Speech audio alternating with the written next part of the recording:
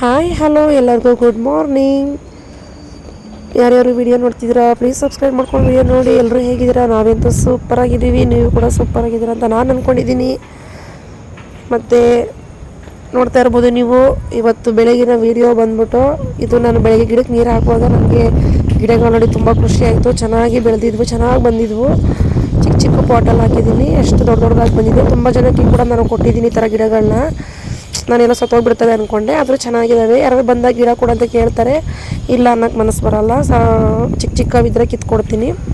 ನೋಡಿ ಎಷ್ಟು ಚೆನ್ನಾಗಿ ಬಂದಿದೆ. ಪ್ರತಿಯೊಂದು ಗಿಡ ಇಟ್ಟಿದ್ದೀನಿ. ಸೊ ಒಂದು 8-9 ಗಿಡಗಳಿದ್ದಾವೆ, ಚೆನ್ನಾಗಿದ್ದಾವೆ. ಮನೆ ಮುಂದೆ ಎಲ್ಲೋದ್ರೂ ಎತ್ಕೊಂಡು ಹೋಗ್ತೀನಿ, ಮನೆಯಲ್ಲಿ ಖಾಲಿ ಮಾಡಿದ್ರೆ ಎತ್ಕೊಂಡು ಹೋಗ್ತೀನಿ ಅಂತ ಎಲ್ಲ ಗಿಡಗಳು ಇಟ್ಟಿದ್ದೀನಿ. ನೋಡಿ ಎಷ್ಟು ಚೆನ್ನಾಗಿ ಬಂದಿದೆ. ಈ ಥರ ಗ್ರೀನ್ ಯಾರ್ಯಾರಿಗೆ ಇಷ್ಟ ಆಗುತ್ತೆ ಪ್ಲೀಸ್ ಸಬ್ಸ್ಕ್ರೈಬ್ ಮಾಡ್ಕೊಂಡು ವಿಡಿಯೋ ನೋಡಿ. ಇಷ್ಟ ಆದರೆ ಲೈಕ್ ಮಾಡಿ, ಶೇರ್ ಮಾಡಿ, ಕಮೆಂಟ್ ಮಾಡಿ. ಪಕ್ಕದಲ್ಲಿರೋ ಬೆಲ್ ಬಟನ್ ಒತ್ತೋದು ಯಾವುದೇ ಕಾರಣಕ್ಕೂ ಮರಿಬೇಡಿ. ಮತ್ತು ಬೆಳಗಿನ ವಿಡಿಯೋ ಮುಗೀತು. ಮತ್ತು ಇದು ಸಾಯಂಕಾಲ ಡ್ಯೂಟಿ ಮುಗಿಸ್ಕೊಂಬಂದೆ ನಾನು. ನೋಡಿ ಹೆಸರು ಕಾಳು ಅರ್ಧ ಗ್ಲಾಸಷ್ಟು ಮೈಸೂರು ಬೇಳೆ, ಅರ್ಧ ಗ್ಲಾಸಷ್ಟು ತೊಗರಿಬೇಳೆ ಹಾಕ್ಕೊಂಬಿಟ್ಟು, ಸ್ವಲ್ಪ ತರಕಾರಿ, 1 ಕ್ಯಾರೆಟು, ಸ್ವಲ್ಪ ಬೀನ್ಸ್, 2 ಆಲೂಗೆಡ್ಡೆ ಸಣ್ಣಕ್ಕೆ ಹಚ್ಕೊಂಬಿಟ್ಟು ಎಲ್ಲ 3 ವಿಷಿಲ್ ಹಾಕಿ 3 ವಿಷಿಲ್ ಹಾಕ್ಕೊತೀನಿ. 3 ವಿಷಿಲ್ ಆದಮೇಲೆ ನೋಡಿ ಈ ಥರ ಬರುತ್ತೆ, ಚೆನ್ನಾಗಿ ಬೆಂದಿದೆ. ಇದನ್ನ ನೀವು ಮಸಿ ಅದೇನು ಬೇಡ, ಸುಮ್ಮನೆ ಹಂಗೆ ಸ್ಪೂನಲ್ಲಿ 1-2-3 ರೌಂಡ್ ಆ ಕಡೆ ಈ ಕಡೆ ಚೆನ್ನಾಗಿ ತಿರುಗಿಸಿ ಮಸ್ಕೋಲಲ್ಲಿ ಮಸ್ತ್ಬಿಟ್ರೆ ತರಕಾರಿ ಎಲ್ಲ ಫುಲ್ಲು ಸ್ಮ್ಯಾಶ್ ಆಗಿಬಿಡುತ್ತೆ. ಹಾಗಾಗಿ ನೀವು ಸೌಟಲ್ಲೇ ಸ್ವಲ್ಪ ಆ ಕಡೆ ಈ ಕಡೆ ಮಾಡ್ಕೊಳ್ಳಿ. ನೋಡಿ ಈ ಥರ ಬರುತ್ತೆ. ಬೇಳೆ ಮಾತ್ರ ಸ್ವಲ್ಪ ಆ ಥರ ಒಡೆದೋಗೋವರೆಗೂ.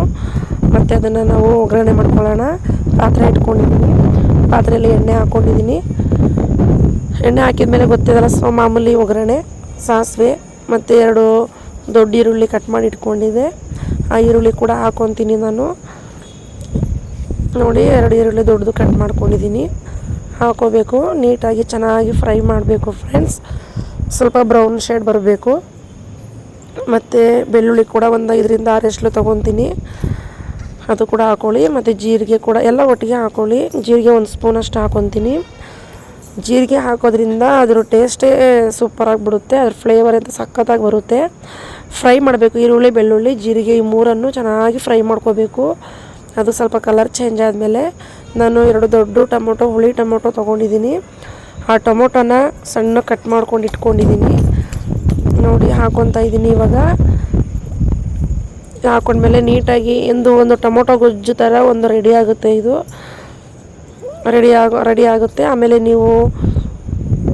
ನಾನು ಒಣಮೆಣಸಿನ್ಕಾಯಿ ಹಾಕಿಲ್ಲ, ನೀವು ಬೇಕಾದರೆ ಹಾಕೋಬೋದು 2-3. ನಾನು ಹಾಕ್ಕೊಂಡಿಲ್ಲ. ನಾನು ಖಾರದ ಪುಡಿ 2 ಸ್ಪೂನ್ ಹಾಕ್ಕೊತೀನಿ, ಧನಿಯಾ ಪುಡಿ 1-2-3 ಸ್ಪೂನ್ ಹಾಕ್ಕೊತೀನಿ, ಸ್ವಲ್ಪ ಅರ್ಧ ಸ್ಪೂನ್ ಅರಶಿನ ಕೂಡ ಹಾಕ್ಕೊತೀನಿ. ಇದಕ್ಕೆ ಮೇಯ್ನ್ ಏನು ಟೇಸ್ಟ್ ಕೊಡುತ್ತೆ ಅಂದರೆ ಅರಶಿನ ಮತ್ತು ಜೀರಿಗೆ ತುಂಬಾ ಚೆನ್ನಾಗಿ ಟೇಸ್ಟ್ ಕೊಡುತ್ತೆ. ಅರಶಿನ ನೋಡೋಕ್ಕೂ ಚೆನ್ನಾಗಿರುತ್ತೆ, ಟೇಸ್ಟ್ ಕೂಡ ಇರುತ್ತೆ. ಜೀರಿಗೆ ಬಂದು ಚೆನ್ನಾಗಿ ಜೀರ್ಣ ಕೂಡ ಆಗುತ್ತೆ ಮತ್ತು ಟೇಸ್ಟ್ ಕೂಡ ಚೆನ್ನಾಗಿ ಬರುತ್ತೆ. ಸಿಂಪಲ್ಲಾಗಿ ಮಾಡಿರೋದ್ರಿಂದ ಸಾಂಬಾರು ಸಖತ್ತು ಟೇಸ್ಟಿಯಾಗಿತ್ತು. ಮುದ್ದೆಗೂ ಮ್ಯಾಚ್ ಆಗುತ್ತೆ, ಅನ್ನಕ್ಕೆ, ಚಪಾತಿ, ರೊಟ್ಟಿ ಇದೆಲ್ಲದಕ್ಕೂ ಮ್ಯಾಚ್ ಆಗುತ್ತೆ. ನಮ್ಮ ಪಕ್ಕದ ಮನೆ ಮಕ್ಕಳು ಕೂಡ ಬಂದಿದ್ದರು, ಅವರು ಇರಲಿಲ್ಲ, ಎಲ್ಲ ಹೋಗಿದ್ರು. ಹಂಗಾಗಿ ಅವರಿದ್ದರು, ಅವ್ರಿಗೆ ಊಟ ಹಾಕ್ಕೊಟ್ಟೆ. ಅವ್ರು ಹೇಳಿದ್ರು ತುಂಬ ಚೆನ್ನಾಗಿದೆ ಆಂಟಿ ಸಾಂಬಾರು, ತುಂಬ ಸೂಪರಾಗಿದೆ ಅಂತ ಹೇಳ್ಕೊಂಡು ಚೆನ್ನಾಗಿ ತಿಂದರು. ನನಗಂತೂ ತುಂಬ ಖುಷಿ ಆಯಿತು ಅವ್ರು ಹಂಗೆ ಹೇಳಿದ್ದಕ್ಕೆ. ಮಕ್ಕಳು ಕೂಡ. ಮತ್ತು ನೀವು ನಾವು ಸ್ಮ್ಯಾಶ್ ಮಾಡಿ ಇಟ್ಕೊಂಡಿದ್ವಲ್ಲ, ಅದನ್ನ ಹಾಕ್ಕೊಳ್ಳಿ. ಚೆನ್ನಾಗಿ ಫ್ರೈ ಆದಮೇಲೆ ನಾನು ಬೇರೆ ಏನೂ ಹಾಕಿಲ್ಲ ಫ್ರೆಂಡ್ಸ್. ಇದಕ್ಕೆ ಧನಿಯಾ ಪುಡಿ, ಖಾರದ ಪುಡಿ, ಅರಶಿನ, ಜೀರಿಗೆ, ಈರುಳ್ಳಿ, ಬೆಳ್ಳುಳ್ಳಿ ಅಷ್ಟೇ ನೋಡಿ ಹಾಕಿರೋದು. ಮತ್ತು ಇನ್ನೇನು ಹಾಕಿಲ್ಲ. ಸಾಂಬಾರು ಮಸಾಲ ಯಾವುದೇ ಏನೂ ಹಾಕಿಲ್ಲ. ನಿಜವಾಗ್ಲೂ ಸೂಪರಾಗಿತ್ತು. ಒಂದ್ಸರಿ ಟ್ರೈ ಮಾಡಿ ನೋಡಿ. ಚೆನ್ನಾಗಿಲ್ಲ ಆದಮೇಲೆ ಕಾಮೆಂಟ್ ಮಾಡಿ, ಚೆನ್ನಾಗಿದ್ದರೂ ಕಾಮೆಂಟ್ ಮಾಡಿ. ನಮಗಂತೂ ಸೂಪರಾಗಿತ್ತು. ಪಕ್ಕದ ಮನೆ ಮಕ್ಕಳೇ ಹೇಳಿದ್ದಾರೆ ಅಂದಮೇಲೆ ಹಿಂಗೆ ನೋಡಿ. ಮುದ್ದೆಗೆ ಕೂಡ ಇಟ್ಕೊಂಡಿದ್ದೀನಿ. ಈ ಕಡೆ ಸ್ವಲ್ಪ ಬೆಳಗ್ಗೆ ಅನ್ನ ಮಿಕ್ಕಿತ್ತು, ಸೊ ಅದಕ್ಕೇ ನಾನು ಮುದ್ದೆಗೆ ಇಟ್ಕೊತಾ ಇದ್ದೀನಿ. ಚೆನ್ನಾಗಿರುತ್ತೆ ಮುದ್ದೆಗೆ, ಸೂಪರಾಗಿರುತ್ತೆ. ಈ ಥರ ನೋಡಿ, ನೋಡೋಕ್ಕೆ ಎಷ್ಟು ಸೂಪರಾಗಿದೆ ನೋಡಿ. ತುಂಬ ತೆಳ್ಳಗೂ ಇಲ್ಲ, ತುಂಬ ಗಟ್ಟಿಗೂ ಮಾಡ್ಕೋಬೇಡಿ, ಮೀಡಿಯಮಾಗಿ ಮಾಡ್ಕೊಳ್ಳಿ. ನೋಡಿ ಮಕ್ಕಳು ಕೂಡ ಖುಷಿಯಿಂದ ಊಟ ಮಾಡ್ತಿದ್ದಾರೆ. ಆ ಹುಡುಗ ಇದ್ದಾನಲ್ಲ, ಅವನ ಹೆಸರು ಸಮರ್ಥ ಅಂದ್ಬಿಟ್ಟು, ಅವನು ತುಂಬ ಚೆನ್ನಾಗಿದೆ ಆಂಟಿ ಸಾಂಬಾರು, ಮಸ್ತಾಗೈತೆ, ಸೂಪರಾಗೈತೆ ಅಂತ ಹೇಳ್ತಾ ಇದ್ದ ಅವನು. ಮತ್ತು ಎಲ್ಲ ಅಡುಗೆ ಎಲ್ಲ ಆಯಿತು, ಎಲ್ಲ ಕ್ಲೀನಿಂಗ್ ಮಾಡ್ತಾಯಿದ್ದೆ, ಎಲ್ಲ ತೊಳೆದಿಟ್ಟರೆ ನನಗೂ ಕೂಡ ಬೆಳಗ್ಗೆಗೆ ಸ್ವಲ್ಪ ಈಸಿ ಆಗುತ್ತೆ. ಅಡುಗೆ ಬೇಗ ಆಗಿರೋದು ಆ ಮಕ್ಕಳಿಗೋಸ್ಕರ ನಾನು ಅಡುಗೆ ಬೇಗ ಮಾಡಿದೆ. ಅಡುಗೆ ಆಗಿರೋದ್ರಿಂದ ನಾನು ಬೇಗ ತೊಳೆದು ಇಟ್ಕೊಂಡೆ. ಹಾಗೆ ಸ್ಟವ್ ಎಲ್ಲ ನೀಟಾಗಿ ಒರೆಸಿ ಇಟ್ಕೊಂಡು ಎಲ್ಲ ನೀಟಾಗಿ ಒರೆಸಿ ಇಟ್ಬಿಟ್ರೆ ನನಗೆ ಬೆಳಗ್ಗೆ ಎದ್ದು ಅಡುಗೆ ಮಾಡೋಕ್ಕೆ ಈಸಿ ಆಗುತ್ತೆ. ಹಾಗಾಗಿ ಇದೆಲ್ಲ ಆದಮೇಲೆ ನನ್ನ ಕೆಲಸ ಬಂದ್ಬಿಟ್ಟು ಬ್ಲೌಸ್ ಸ್ಟಿಚಿಂಗ್ ಮಾಡೋದು. 1 ಅವರ್ ಬ್ಲೌಸ್ ಹೊಲಿತೀನಿ, ಒಂದು 11-11:30 ಆಗುತ್ತೆ. ಅಲ್ಲಿವರೆಗೂ ನಾನು ಬ್ಲೌಸ್ ಹೊಲಿತೀನಿ, ಆಮೇಲೆ ಮಲ್ಕೊಂಡ್ಬಿಡ್ತೀನಿ. ನನಗೆ ಯೂಟ್ಯೂಬಲ್ಲಿ ವೀಡಿಯೋ ಎಡಿಟ್ ಮಾಡೋಕ್ಕೆ ಸ್ವಲ್ಪ ಟೈಮ್ ರಿಸ್ಕು, ಆದರೂ ಒಂದು ಸ್ವಲ್ಪ ಟೈಮ್ ತೊಗೊಂಡು ಇದು ಕೂಡ ನಾನು ಮಾಡ್ಕೊತೀನಿ.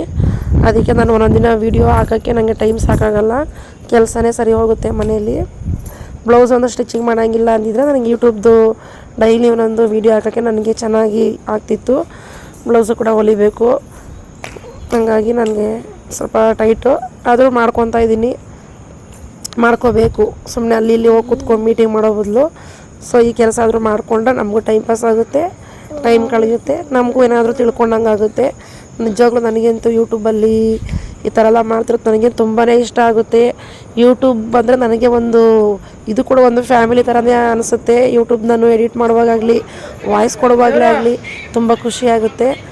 ಆಯಿತು, ಎಲ್ಲ ಕೆಲಸ ಆಗಿ ಕುತ್ಕೊಂಡಿದ್ದೆ, ನನ್ನ ಮಗಳನ್ನ ಕರೀತಾ ಇದ್ದೆ. ಹಾಗಾಗಿ ಸುಮ್ಮನೆ ಅದೊಂದು ವೀಡಿಯೋ ಮಾಡಿದೆ ಅಷ್ಟೇ. ನನ್ನ ಮಗಳು ನೋಡ್ತಾ ಇದ್ಲು, ಎಷ್ಟು ಕ್ಯೂಟಾಗಿ ಕಾಣ್ತಿದ್ದೀನಿ ಮಮ್ಮಿ ಅಂತ ಇದ್ಲು. ಹ್ಞೂ ನವಾಗ ಕಾಣಿಸ್ತಾ ಇದೆಯಾ ಅಂತ ಹೇಳಿದೆ. ಸುಮ್ಮನೆ ಇರಲಿ ಅಂದ್ಬಿಟ್ಟು ಒಂದು ವೀಡಿಯೋ ಮಾಡಿದೆ ಅಷ್ಟೇ. ಇದನ್ನ ಪ್ಲೀಸ್ ಯಾರ್ಯಾರು ಹೊಸದಾಗಿ ನೋಡ್ತಿದ್ದೀರಾ ಪ್ಲೀಸ್ ಸಬ್ಸ್ಕ್ರೈಬ್ ಮಾಡ್ಕೊಂಡು ವೀಡಿಯೋ ನೋಡಿ ಫ್ರೆಂಡ್ಸ್. ನಿಜವಾಗ್ಲೂ ತುಂಬ ಖುಷಿಯಾಗುತ್ತೆ. ನಿಮ್ಮ ಸಪೋರ್ಟ್ ನಮಗೆ ಸದಾ ಹೀಗೆ ಇರಲಿ ಅಂತ ನಾನು ಕೇಳ್ಕೊತೀನಿ. ನೀವು ನನಗೆ ಸಪೋರ್ಟ್ ಈ ಥರ ಮಾಡ್ತಿದ್ರೆ ನಾನು ಕೂಡ ಏನಾದರೂ ಒಂದು ಹೊಸ ವೀಡಿಯೋ ಹಾಕೋಕ್ಕೆ ಟ್ರೈ ಮಾಡ್ತೀನಿ. ಊರಿಗೆ ಹೋಗೋ ಪ್ಲ್ಯಾನ್ ಇದೆ, ವೀಡಿಯೋ ಮಾಡಿ ಹಾಕ್ತೀನಿ. ಮುಂದಿನ ವ್ಲಾಗಲ್ಲಿ ಸಿಗ್ತೀನಿ ಫ್ರೆಂಡ್ಸ್. ಬಾಯ್, ಗುಡ್ ನೈಟ್.